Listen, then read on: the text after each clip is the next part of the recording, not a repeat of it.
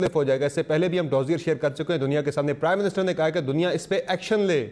जो भारत के एक रॉक स्टेट का रोल जो भारत प्ले कर रहा है, कोई एक्शन एक्सपेक्ट करना चाहिए हमें?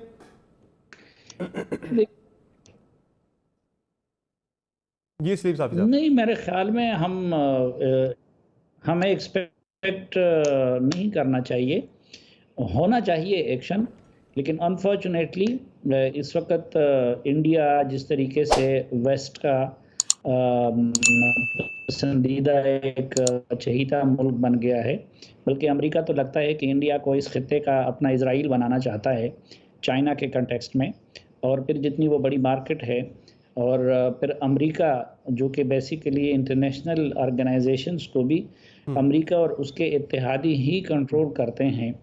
तो अगर फिर इंडिया उनका इतना चहीता बन गया है, तो इस तनाजुर में हमें ये तवक्को करना कि दुनिया के ममालिक कोई एक्शन ले सकेंगे।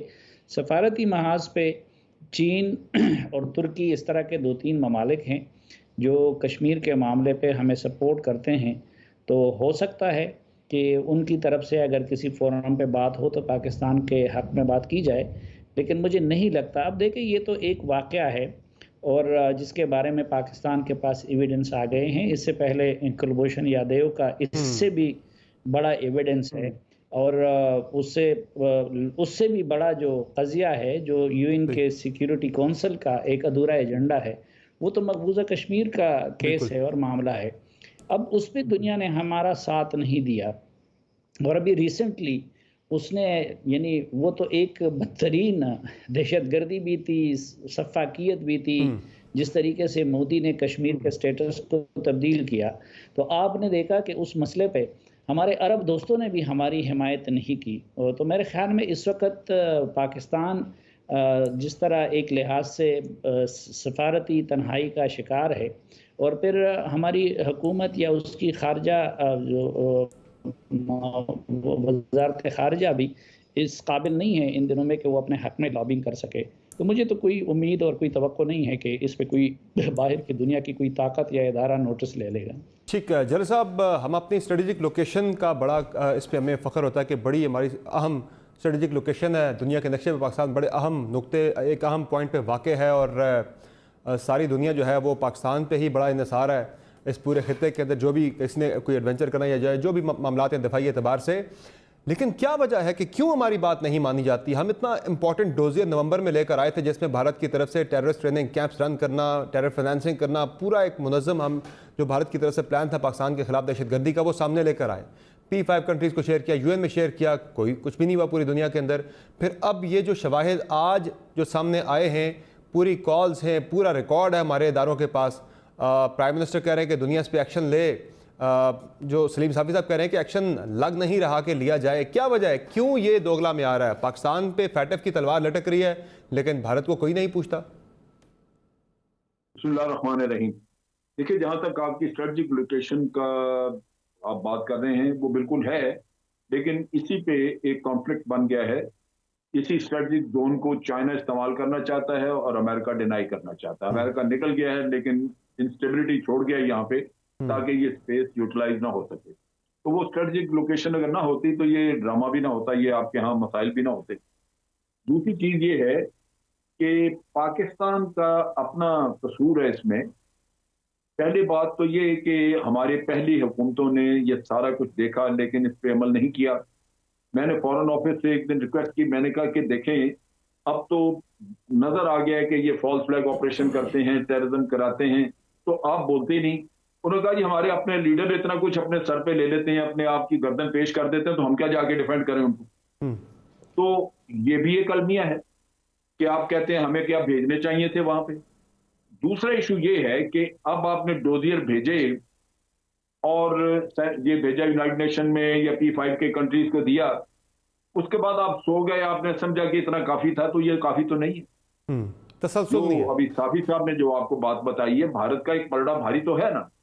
अगर आप दुनिया का सोया हुआ जमीर झंडोड़ने की कोशिश ना करें तो वो तो सोया हुआ है ना, वो लेके बैठ जाएंगे। उनके मुफादात हैं भारत के साथ, वो क्यों हिले अगर आप नहीं हिलाना चाहते उनको।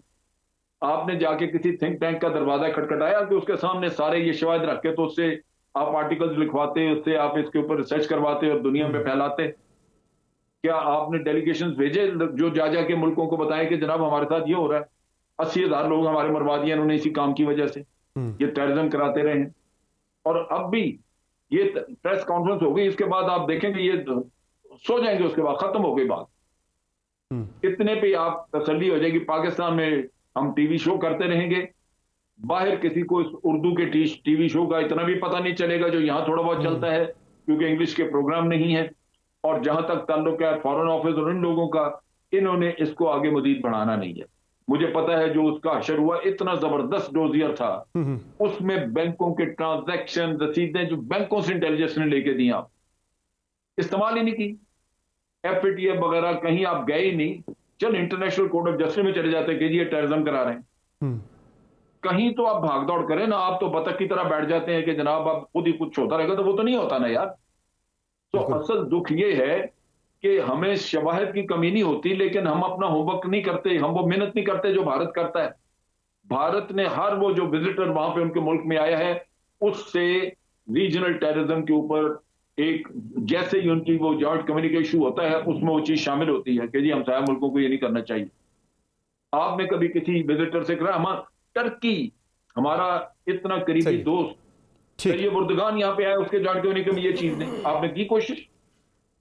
तो बात यह है, किसी को क्या ब्लेम आदमी करे, आपका अपना बड़ा कसूर है कि हम अपनी पॉलिसीज को उतनी मेहनत से उतनी एफर्ट से आगे लेके जाते नहीं है, क्योंकि उसके पीछे ना कोई प्लान होती है ना कोई स्ट्रेटजी होती है। हवाले की और बैठ गया रहा। आपका पॉइंट आ गया। मुशर्रफ जैदी साहब, ये जो हम भारत के हवाले से बात करते हैं कि दुनिया भारत की तरफ से किए जाने वाले मजालिम या पाकिस्तान के अंदर जो वो दहशतगर्दी के हवाले से प्लानिंग करता है, यहाँ टेरर फाइनेंसिंग करता है, ट्रेनिंग दे रहा है दहशतगर्दों को, डोजियर आया नवंबर में, अभी आज मजीद शवाहिद जो हम सामने लेकर आए हैं, हमारे इदारे सामने लेकर आए हैं। भारत की तरफ से जो जौहर टाउन लाहौर का धमाका था, पूरी उसमें रॉ के एजेंट्स मुलव्वस थे। ये जो बात करें जनरल साहब भी और सलीम साफ़ी साहब भी कि एक तो हम कहते हैं कि जरिए एक आर्गूमेंट ये है कि भारत बड़ी मईशत है, दुनिया इसलिए भारत के पॉइंट ऑफ व्यू को ज़्यादा ज़रा मानती है पाकिस्तान के पॉइंट ऑफ व्यू के निस्बत। लेकिन दूसरी बात हम कर रहे हैं कि कंसिस्टेंसी हमारी तरफ भी नहीं है, तसलसल नहीं है। हम डोजियर लेकर आए, उसके बाद हम खामोश हो गए। आज हम शवायद की बात करें, प्राइम मिनिस्टर कह रहे हैं कि दुनिया नोटिस ले। दुनिया लग रहा है कि नोटिस लेगी इस पर, चूँकि हम आज जनरल साहब कह रहे हैं हमने बात कर दी, आगे फिर हम खामोश हो जाएंगे एक हफ्ते के बाद। कंटिन्यूटी नहीं है।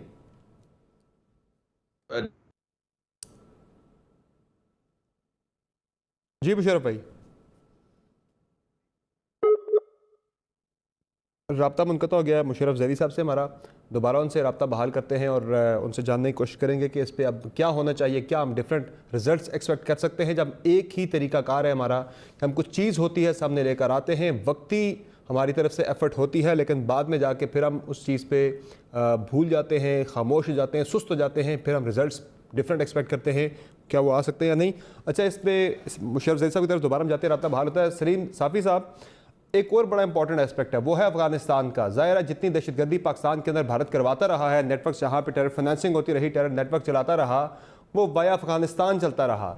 अब अफगानिस्तान के अंदर जो खाना जंगी है उसको भारत किस तरह से एक्सप्लॉइट कर सकता है पाकिस्तान के ख़िलाफ़, और हमें क्या करने की ज़रूरत है? चूँकि आज भी जो इसमें दहशतगर्द ईद गुल था वो भी अफगान शहरी निकल आया है। ज़रा इसकी डिटेल्स भी शेयर किए मोहित यूसुफ साहब, मैं चाहता हूँ ज़रा वो भी पहले सुना दीजिए नाज़रीन को। ये सुनाइए। ईद गुल की जो ओरिजिन है वो अफगानिस्तान है, उसके बाद ये यहाँ पे रहा, यहाँ पे पला बसा, पाकिस्तान का आईडी कार्ड भी इसके पास है। अब ये शख्स जो है ये किसी कैंप में नहीं, पाकिस्तान में आम पंजाब में रह रहा था। तो इसलिए बजाय हम पे उंगली उठाने के, हम ये चाहते हैं कि जो बैनुल अक़वामी कवानीन के मुताबिक तरीका है उनकी डिग्निफाइड रिटर्न का वो हो। जी सलीम साफ़ी साहब, ये जो अफगानिस्तान वाला पहलू है, मज़ीद अब वहाँ से ये खदशा ज़ाहिर किया जा रहा है कि 7 से 10 लाख मुहाजिरीन मज़ीद आ सकते हैं। पहले भी ये जो टेररिस्ट पकड़ा गया ये भी अफगानिस्तान का शहरी था, पाकिस्तानी शनाख्ती कार्ड भी था उसके बाद। बाय द वे, क्या करना चाहिए हमें? देखिए, आम अफगान महाजिर कभी भी मसला नहीं रहा। असल में वो जब कोल्ड वॉर का ज़माना था तो उस वक़्त भी हमने ये देखा कि अब हम जैसे लोगों को तो पिस्टल का लाइसेंस नहीं मिल सकता था, लेकिन जो अफ़गान मुजाहिदीन के लीडर्स होते थे उनको क्लाशनकोपों की भी इजाज़त होती थी। वो दर्जनों गार्ड्स के साथ आज़ादी के साथ फिरते थे। और इसी तरह मसलन अभी भी आम अफ़गान फ़ौजी महाजिर या आम पाकिस्तानी को भी बड़ी मुश्किल से इस तरह की चीज़ें मिलती हैं। लेकिन बहुत सारे लोगों ने पाकिस्तान के अंदर अफ़गानियों ने कंप्यूटराइज़ शनाख्ती कार्ड भी बनाए हुए हैं, पासपोर्ट भी बनाए हुए हैं, तो उसमें तो नहीं जाते। और इसी तरह अगर इसमें एक रिफ्यूजी अफ़गान मुलविस है, तो बहुत सारी चीज़ों में हमारे कितने पाकिस्तानी हैं, अल्ताफ़ हुसैन जैसे, जो कि बैरून मुल्क जाके बैठ के पाकिस्तान के ख़िलाफ़ सब कुछ कर रहे हैं। या फिर आप देखें कि बलोच मिलिटेंट के कुछ जो सरबराह हैं, या बैतुल्लाह महसूद और हकीमुल्लाह महसूद और मौलाना फजलुल्लाह और ये लोग जो इस रियासत के ख़िलाफ़ लड़ रहे थे, तो वो भी तो पाकिस्तानी ही थे। तो उसमें पढ़ने की बजाय असल में रूट काज़िज़ की तरफ जाना चाहिए। ठीक। और रूट काज़िज़ जिसकी तरफ इससे पहले भी इशारा किया गया कि एक तो हमारी माजी की पॉलिसियाँ हैं, जो कि अभी अपना जो कांटे हमने उगाए थे, तो अब ज़ाहिर है कि वो इस रियासत को और इसको चलाने वालों को आंखों के पलकों के ज़रिए उनको चुनना पड़ रहा है। जो अफ़गानिस्तान की सूरत हाल है, तो कॉमन सेंस की बात है कि वहाँ पे अगर स्टेबिलिटी होगी, अमन होगा। मसलन आज अगर ईरान से पाकिस्तान में कोई मुदाखलत होती है या चीन से कुछ होता है, तो वो मुनज़्ज़म रियासतें हैं, हम उनको शिकायत लगा सकते हैं। बिल्कुल। लेकिन जब अफ़गानिस्तान से होती है, तो वो रियासत के पास उज़र होता है कि यार वहाँ पे तो मेरा कंट्रोल नहीं है। और फिर जब वहाँ पे खाना जंगी होगी, तो जब तंदूर गर्म होता है, उसमें तो हर कोई आके अपनी रोटियां लगा लेता है। और हिस्टोरिकली इंडिया को जब भी मौका मिला है, उसने अफ़गान सरजमीन को हमारे ख़िलाफ़ इस्तेमाल किया है। तो वहाँ पे अब अगर इंतशार होगा, तो इंडिया हो या कोई भी दूसरा पाकिस्तान मुखालिफ मुल्क हो, ठीक है। लेकिन अब ज़ाहिर है इस पर हमें करना क्या है मुशर्रफ ज़ैदी साहब, हमें क्या करना है? एक चैलेंज हमारे पड़ोस के अंदर एक बड़ा एक क्राइसिस है, वो ब्रू कर रहा है। इंडिया उससे फ़ायदा उठा सकता है इंस्टेबिलिटी से बहुत ज़्यादा, और अभी आपने देख भी लिया जॉर्ज टाउन का वाक़या। हमें क्या करने की ज़रूरत है इससे बचने के लिए, ताकि ये सारा चैलेंज जो है पाकिस्तान के लिए एक बड़ा ख़तरा बन के दोबारा सामने ना आए? देखिए, सबसे अहम बात यह है कि बजाय अपने आप को छोटा मुल्क समझ के और डिफेंसिव पोस्चर के बजाय एक प्रोएक्टिव अप्रोच होनी चाहिए। और उस प्रोएक्टिव अप्रोच का सबसे अहम हिस्सा जो है ना, जो बड़ा होता है उसकी बड़ाई अगले को छोटा दिखाने में कभी नहीं होती। बड़े की बड़ाई हमेशा छोटे को बड़ा करने में होती है। ये उसूल जो है, ये खास तौर पे पाकिस्तानी सकाफत में, अगर आप बड़े भाई हो और आपके छोटे बहन भाई हो, तब भी आपको पता होगा। अगर आपने कभी गाड़ी चलाई हो और सड़क पे कोई गड़बड़ हुई हो, तब भी आपको पता होगा। अगर आपने किसी मदरसे में कुछ भी या स्कूल में कुछ पढ़ा होगा अपने दीन के बारे में, तब भी पता होगा। लेकिन बड़े अफसोस के साथ कहना पड़ता है कि पता नहीं क्या वजह है, एक पिछले दौर में और शायद वजूहात थी, लेकिन इस दौर में हम ये देखते हैं कि हर छोटी चपेड़ का जवाब जो है वो बड़ी बड़ी गालियां और बड़ी बड़ी चपेड़ें। मैं एक आपको एग्जांपल देता हूं। अफगान हुकूमत में इस वक्त जितने लोग हैं वो इंतहाई डेस्परेट हैं, इंतहाई डेस्परेट, इंतहाई डरे हुए और इंतहाई शिकस्त जो है उनको सामने नजर आ रही है। वहां से कोई भी मनफी बयान आता है, और बाय द वे पाकिस्तान के लिहाज से हमें यह पता होना चाहिए कि सिर्फ और सिर्फ मनफी बयान आएंगे। वहां से कोई मनफी बयान आता है, यहां से जो है फॉरेन ऑफिस जो है वो एक पेपर निकाल देता है, एक प्रेस रिलीज निकाल देता है, शाह महमूद कुरैशी उसका जवाब देने पे आ जाते हैं। देखें, इस तरह से अफगानिस्तान के मामलात नहीं हैंडल होंगे। जो असल में अफगानिस्तान को समझने और पहचानने वाले लोग हैं पाकिस्तान में, उसमें फॉरेन ऑफिस के पुराने लोग भी शामिल हैं, नए लोग भी शामिल हैं। फौज में भी ऐसे लोग हैं जो ये समझते हैं कि अफगानिस्तान के अंदरूनी मामलात जो है, जितना भी पाकिस्तान कुछ कर ले, वहां पे कुछ ना कुछ गड़बड़ जरूर रहेगी। लेकिन पाकिस्तान के पास कुछ ऐसी कुव्वतें हैं, कुछ ऐसी ताकत है, कुछ ऐसे एडवांटेजेस हैं जो वो बहुत आसानी से इस्तेमाल कर सकता है। इसलिए नहीं कि अफगानों को अफगानिस्तान की प्लेस में डाला जाए, कि उनको छोटा दिखाया जाए, कि उनसे बदला लिया जाए। अगर कोई उनका ऑफिशियल जो है बकवास करता भी है, तो उसका जवाब देना या बदला लेना जो है वो जरूरी नहीं है। अगर बॉर्डर पे कोई चीज होती है तो उसका भी tooth for tooth, nail for nail जवाब देना जरूरी नहीं है।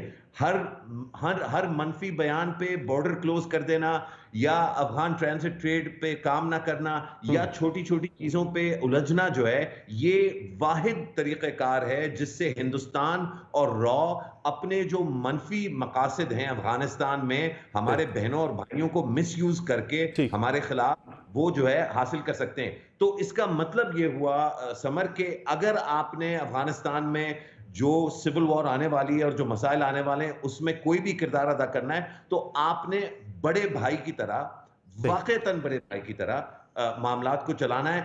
जवाब देने से और उनके मसाइल में उलझने से ये काम नहीं होगा। ठीक है।